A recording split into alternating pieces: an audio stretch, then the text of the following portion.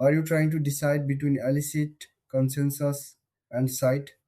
Let's break it down. In this video, we'll compare these three research tools. Each one helps you find and understand academic papers, but they have different features. Elicit is designed to streamline your research process.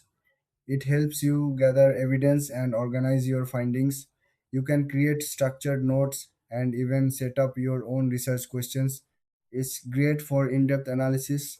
Consensus, on the other hand, focuses on summarizing research.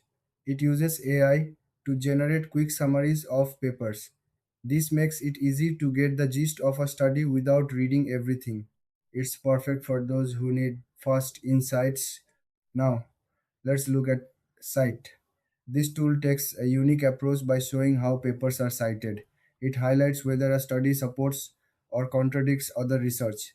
This feature helps you see the bigger picture in academic discussions.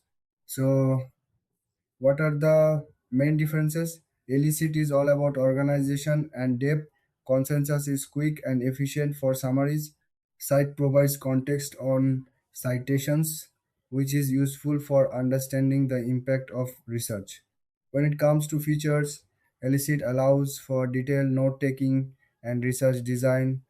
Consensus offers fast summaries, while Cite provides citation analysis. Each tool has its strength depending on what you need. In terms of pricing, Elicit and Cite usually offer free trials, while Consensus may have a subscription model. It's best to check their websites for the latest details. In the end, if you want to dive deep into research, go for Elicit.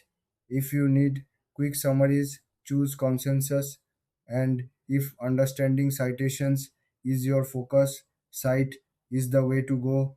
Thanks for watching.